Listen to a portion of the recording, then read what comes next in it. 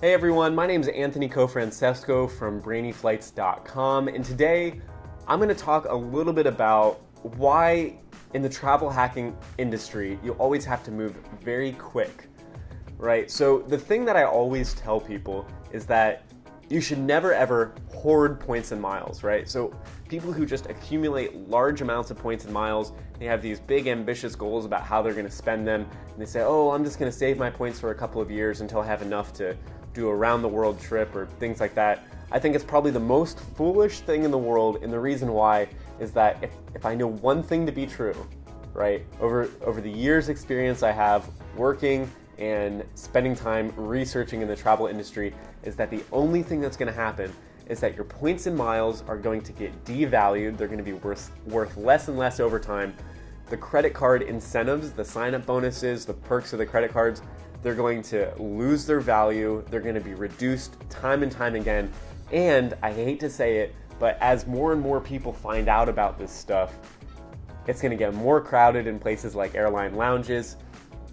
It's going to get more difficult to redeem these points. So pretty much what I'm trying to say is that if you want to get into this, get into it now, right? If you want to get into travel hacking, start sooner rather than later, because I would anticipate in the next 3 or 4 years, it's going to be a vastly different landscape than it is now. It's going to be far less lucrative.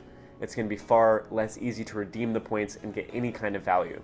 So you'll see this in a couple of videos, and I try to annotate and I try to note when there's been major changes to either reward loyalty programs or credit card sign-up bonuses, but you'll see this time and time again in my videos, right? A great example is I'm just about to make a video on the IHG, Intercontinental Hotel Group credit card, right? So back when I actually got the card, this was probably about 2 or 3 years ago, they gave you a free anniversary night.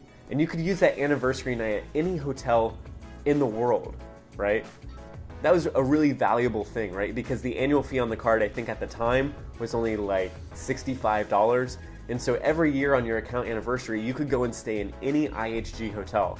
I used this a number of times. I stayed in the Crown Plaza in Key West, right? That was probably a $400 a night hotel. I used it to stay at the Intercontinental Le Grand in Paris, right? That was probably about a $550 a night hotel. You know, the perks on the card used to be significantly better than what they are now. Now they've reduced it. You can only use your points in specific ways. A really great example of this too is that Marriott. Marriott actually used to be a separate company from SPG, and it also, believe it or not, used to be a separate company from Ritz-Carlton. But now that all three of those programs are consolidated under one roof, what's happened? They've devalued the points. The points are worth less. It's harder to redeem the points, and we see this time and time again. I talk to people who are, I guess, what you would call travel hacking veterans, right? People have been doing it a lot longer than I have, and they talk about the days when you used to be able to redeem these airline points and miles for almost double or triple the value of what you're able to get now. Now the airlines are making it more difficult to use the points, right? They're putting out, they don't have blackout dates, but they're making the redemptions very, very expensive for what used to cost a very few amount of points.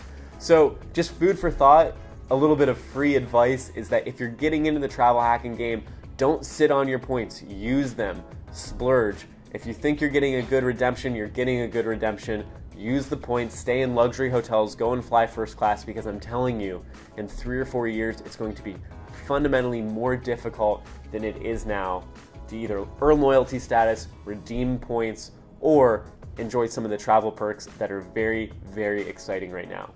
If you found that video to be helpful, please give us a thumbs up. If you have any questions, feel free to comment down below, and then I would encourage you to subscribe to the channel for more helpful videos into the future. Thanks so much, and have an excellent day.